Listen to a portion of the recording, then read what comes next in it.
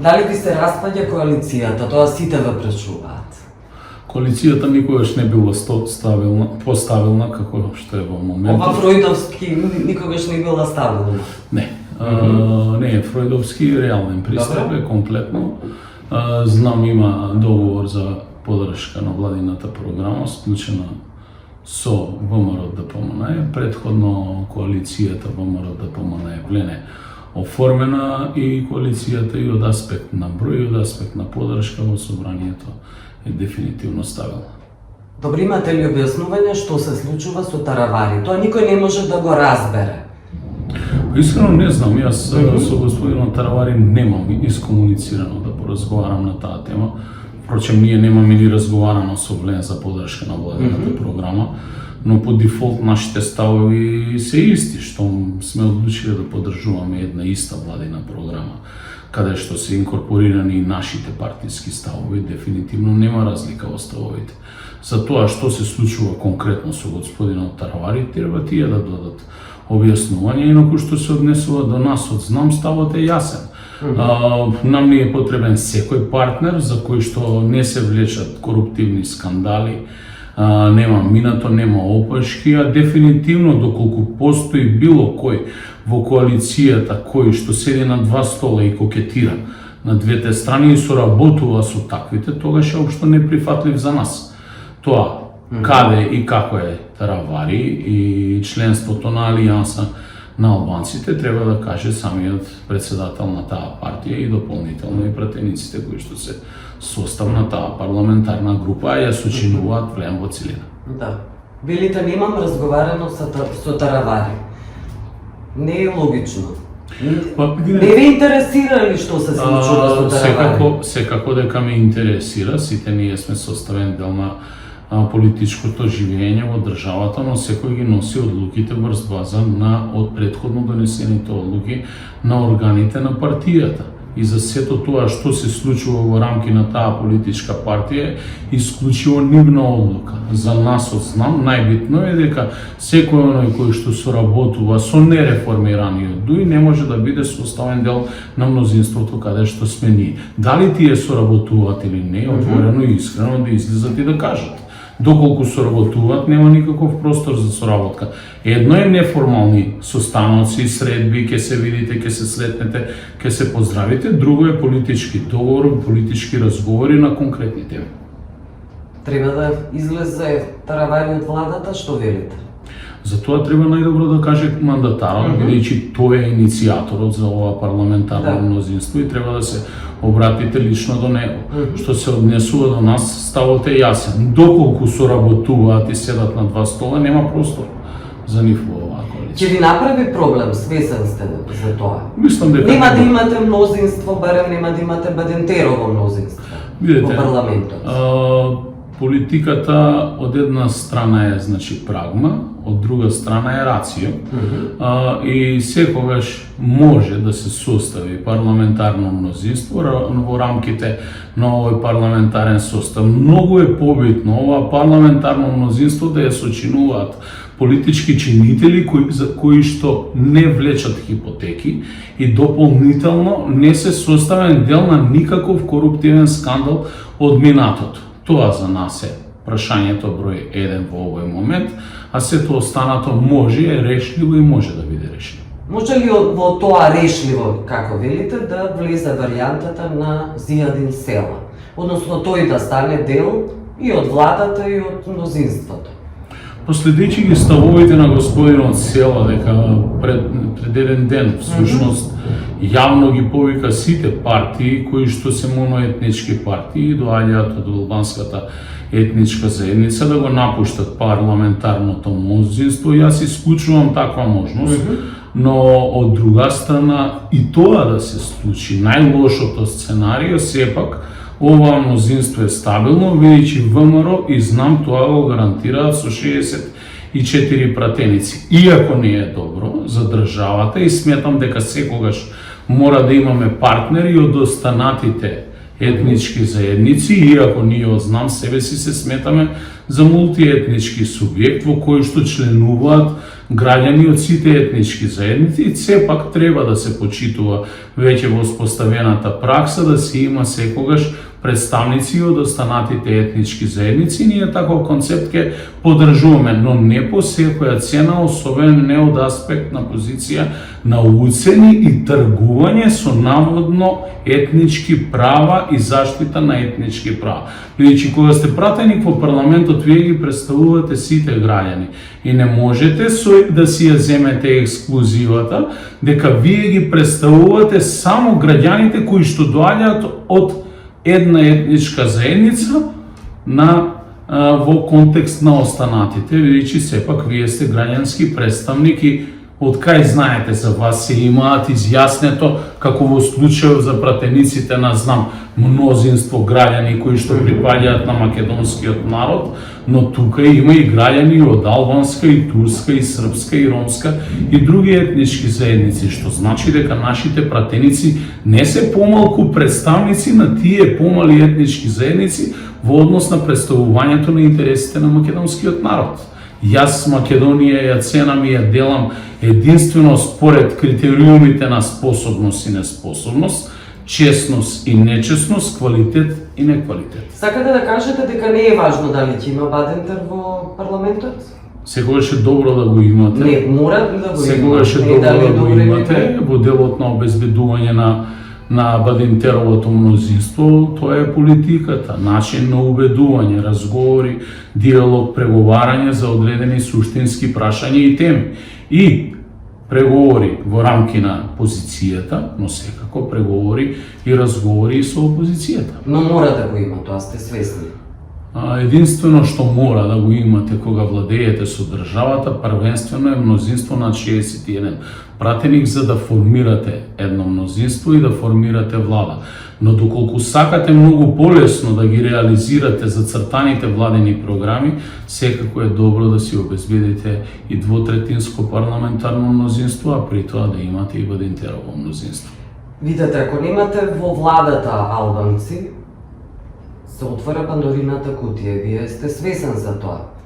Јас не сум заложник на таква идеја, но од друга страна никогаш знам нема да дозволи да бидеме уценувани и да се прави мајоризација на малцинството во однос на мнозинството, бидејќи ние бевме сведоци како волјата на македонскиот народ врз батаза на одлуката на помалите етнички заедници се менуваше и прогрешно се искажуваше и доказ за такво нешто е нели последното прифаќање на францускиот предлог, кој што не беше општо прифатлив за македонскиот народ, но сепак беше потврден во собранието со апсолутна поддршка од малцинството во парламентот и дополнителна поддршка на малцинство од мнозинството во парламентот, представувано преку тогашниот социјалдемократски сојуз, кој што и до ден денеска ништо не е видоизнет.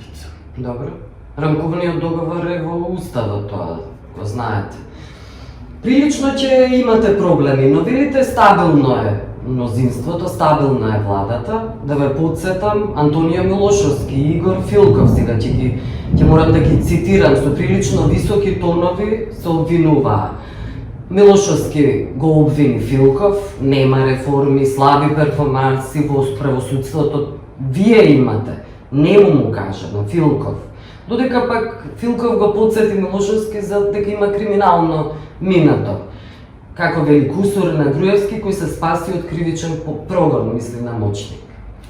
Лични ставови, но не и ставови на политичките субјекти, кои што и јас и премиерот Мицковски ги представуваме и секогаш постоеле такви разногласија и тоа е неспорно доколку развиваме една демократија, сериозно, која што созрева, секој има право на свој личен став и видување, што се однесува до квалификацијата за капацитетност. Сушност, предпоставам дека господинот Милошевски при тоа кажувајќи го мисли на самиот себе си, бидејќи јас него го гледам како составен дел на владеачкото мнозинство, а не на опозицијата, и тоа е признание на собствените грешки, но од друга страна мора да потенцирам дека министерот Филков работи напорно и тој секојдневно својот капацитет го докажува не пред новинарски камери, туку во својот кабинет заедно со работните тимови. Сите закони за кои што пред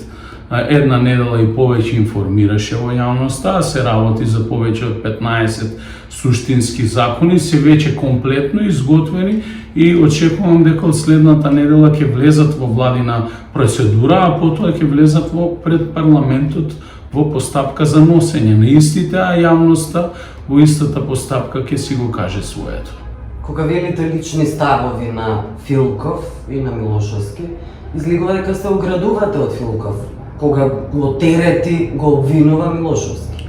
Видите, едно е што мислам јас лично за поединци во одредени структури на политичка партија со која што соработувам, но од друга страна, тоа моје индивидуално мислење за поединци секако не може да креира една целосна слика во однос на соработката со политичкиот субјект и владиниот партнер. Дали е тоа кусурот на Груевски или не, времето ќе покаже, но од друга страна не можам своите ставови и видувања да ги креирам единствено врз база на субјективни изјави.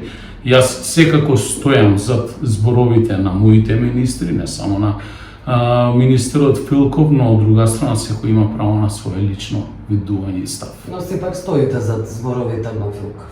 Па видите, у принцип, ние сме демократска партија која што се развива секојдневно, од ден на ден, која што успеа за еден интензивно краток временски период да оформи повеќе од 50 општински организации. Можеби не сме масивна голема партија, но и текако лично многу добро се познаваме и јас верувам во моите први соработници. Макар бил кусур на Груевски, како велите, времето ќе покаже дали навистина. Видите, мојот не е кусур на Груевски. За него имаше друга метафора искористена, но како и да е, верувам во неговите индивидуални капацитети и затоа и едногласно од страна на партиските органи и тела на ЗНАМ беше и предложен за кандидат за министер, а потоа избран токму во тој парламентарен состав од каде што доаѓа критиката од еден поединец. Да. Добро, ајде околу вашата кампања. Сега тоа ви е многу важно за локалните избори, како е наречена, заедно повеќе знаеме. Прво ќе ги слушате проблемите на граѓаните, сугестии, предлози за да ја креирате програмата за локални избори. Сега моето прашање, зарем не ги знаете проблемите? Ги знаете многу добро. Не, лошо ви е разберено нашата кампања. Нашата кампања ја водиме во рамките на органите и телата на партијата. Во моментов поминуваме еден процес, го отпочнавме тоа пред случувањата во Кочани, поминавме ни сите наши општински организации во градот Скопје, сочувствуваме со граѓаните, со она што се случи со Кочани, внимателно ги следиме сите процеси, секој од нас даде свој соодветен допринос на самиот процес, не фалејќи се по социјалните мрежи, со тоа и со донациите како што многумина тоа го правеа, ние тоа нема да го правиме и сега во овој момент сме посветени на сопственото членство, поддржувачите, симпатизерите, сите општински организации ги посетуваме, разговараме со нашето членство, а во втората фаза веќе ќе пристапиме на изготвување на предизборните програми на нашите кандидати за градоначалници во сите општини каде што ќе ги имаме во кампањата. Па вие рековте дека ние вршиме разговори со граѓаните. Ние вршиме разговори и организираме состаноци со нашето членство, а веќе ние секако дека разговараме секојдневно, но во втората фаза ќе разговараме и со граѓаните отворено на овие теми, особено во општините каде што ќе имаме кандидати, а до сега не сме практикувале власт од ниту едно ниво на локално ниво. Тоа значи дека не сме имале членови на Советот и не сме имале градоначалници. Како што знаете, градоначалник имаме единствено во една општина, но повеќе од 10 општини имаме своји членови на совети.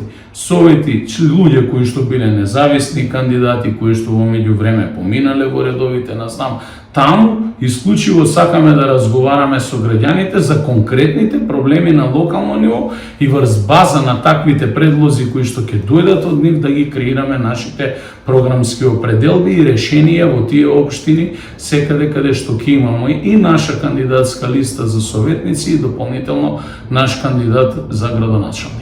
Добро, и без да ги прашате, ги знаете проблемите во Македонија. Корупција е најголемиот проблем, животниот стандард е еднакво важен и огромен проблем. И ништо, тоа е забелишката, критиките за оваа влада, ништо, ниту еден потек не е направен, ниту околу корупцијата, ниту околу подобрување на животниот стандард. Па не би се сложил со вас дека не е направен, првенствено, значи, се покачија деловно минималните плати, се покачија пензиите на пензионерите, тоа ништо не значи кога се а дополнително сите коруптивни скандали кои што излегува во овој период, а ги нема многу, сите оние кои што ги направија беа санкционирани и тоа не се водеше сметка дали истите припаѓаат на мнозинството или припаѓаат на опозицијата. Кочаните бе демантирани. Во континуитет ги следиме, следиме сите процеси кои што се случуваат, а што се однесува до Кочани, апсолутно тука главната улога во моментов ја води обвинителството. И тоа е на потек, очекуваме да има конкретни обвинение, а потоа, според тоа што ќе го видиме, ќе излеземе со конкретни ставови. Во овој момент се уште се води истрага, се уште сите оние лица кои што се повикуваат на одговорност се регистрирани како осомничени, а не како обвинети лица и чекаме на обвинителството да излезе со конечниот став по однос на случајот и тогаш ќе го дадеме своето видување и став како политички субјект и состав на парламентарното мнозинство и на власт. Да. Не би ли сомнително тоа што претходните министри за економија се осомничени, остануваме на тој термин, додека сегашниот, денешниот министер за економија, на кого и луѓето и не му го знаат баш името, нема никаква вина. Па видите, Билјана, сакам да кажам дека не е ништо прецизно, барем еден збор, една реченица беше кажана, со што е поврзан, например, Крешник Бектеши. Значи, јас целиот овој процес го следам исто како и вие, како обичен граѓанин, и сите информации кои што ги добивам преку медиумите или преку пресконференциите кои што ќе бидат соопштени. Јас немам дополнителни информации за самата предистражна и истражна постапка во овој случај, затоа ви велам, очекувам обвинителството да го каже последниот свој збор по однос на конкретниот случај со конкретни обвиненија, не кон осомничени, туку кон обвинети, и тогаш ние ќе го кажеме својот став како политички субјект. Дали е сомнително? Според мене, сомнежот во една предистражна и истражна постапка за дело во кое што има сериозни човечки загуби и дополнителни недоместливи штети по семејствата и исто така по жртвите, следен е одговорот. Каде е одговорноста и зошто дојде до тоа? Дополнително да се обидеме преку институциите на системот никогаш тоа да не се повтори. Ако одиме хронолошки по одговорноста, всушност ќе дојдеме до заклучокот дека последните 35 години во оваа држава се креираше еден порозен систем кој што не е имун на ништо, дури ние не сме способни да си ги заштитиме елементарните граѓански права за општа и колективна сигурност. И овој случај дополнително да треба да даде свој резултат, да никогаш повеќе не ни се повтори нешто вакво слично. Дали е одговорен сегашниот или поранешниот министер, со тоа вие само ја задоволувате желбата за правда. Но од друга страна, за да се намали можноста за повторување на вакви случаи, треба да се влезе многу подлабоко во случајот. Видите, ние сме држава која што јас се занимавам со таа проблематика од позиција на градоначалник, која што 2 пати носи закон за легализација на диво изградени објекти. Држава во која што за жал можете да добиете употребна дозвола за вршење на дејност во намена Г2 лесна и незагадувачка индустрија, да се занимавате и да отворите дискотека, значи забавен парк за деца, детско игралиште и така натаму. Во сериозни држави тоа го немате. И во континуитет поставувам прашање до државниот пазарен инспекторат кој што ги издава истите решенија за вршење на дејност. Зошто во една стамбена зграда која што е наменета да живеат граѓаните се дозволува да се издаде решение за вршење на дејност без разлика дали таму ќе одат дамите да ги прават своите фризури, ногти и така натаму, па се до вакви ситуации, дискотеки, како што тоа некои го нарекуваат, во несоодветни простори или во жаргон беа решени шупи, значи сепак се издаваат тие решени и мора да се има еднаш за секогаш одговорност. Но ако одите по таа хронологија на одговорност, самиот систем ви наметнува темпо на работа каде што вие сакале или не сакале, директно или индиректно, како составен дел на имплементаторот или човек кој што е задолжен да подпишува одредени документи во институциите на системот, го прекршувате индиректно законот, затоа што некој пред вас тоа го одобрил. Ќе ви го дадам примерот на Куманово. Ние имаме значи на 25.000 барања за легализација на диво изградени објекти или објекти со прекршување во текот на градбата, прекорачување, и тие имаат сите статус на дивоградби. Значи најголем дел се решени, но во меѓувреме стаса уште 7.000 нови барања со последниот закон. Значи процесот на дивоградбите не застанува, туку со законот само се стимулира. А на никој не му дојде за сходно кога го носеше тој закон да направи една рото снимка или сателитска снимка која што можете да ја купите на Google и да каже овие се објектите кои ги имаме како фактичка состојба во државата, секој нов кој што ќе се појави на оваа снимка по тој датум односење на законот, експедитивно ќе биде одземен ако не е урнат во корис на Република Македонија заедно со узурпираното земјиште. Тоа не го предвидел законодавецот и законот се значи злоупотребува. И што се наметнува сега? Принципот на еден неправилен закон кој што ги обесправи оние кои што биле лојални граѓани, а им даде можности на оние кои што не биле лојални кон државата и граделе кој каде сака и како сака, и ги сврста во повластена позиција во однос на некои од нашите родители кои што давале тешки милиони стари и нови динари само да ги плаќат комуналиите до прва плоча кога ги граделе куќите. Но видите, велат бебето е родено, мора да се љулја и ние мора да го менаџираме целиот овој процес сега на моментот. Мора да пресечеме и да тргнеме од некаде. И оваа влада е решена да го пресече тоа. Како што вели премиерот, да, одговорноста е во мене, фрлете ја на мене и јас како составен дел на власта велам да, одговорноста е на мене, барајте ја во мене, но ние ќе бидеме тие кои што ќе го изградиме системот. За жал не тргнуваме од нула, туку тргнуваме од минус 100. Треба да дојдеме до нула, а по тоа да покажеме позитивен резултат. Многу слично како во моментот кога дојдов да ја менаџирам општина Куманово и од негативно салдо, денеска дојдовме на ситуација да е една од најдобро финансиски стоечки општини во државата. ВМРО може да ви земе Куманово? Последно прашање. Куманово на кумановци никој не може да го земе. Тоа припаѓа на Кумановчани, тоа е граѓанска. Видите, па нема која политичка партија не сака да влезе.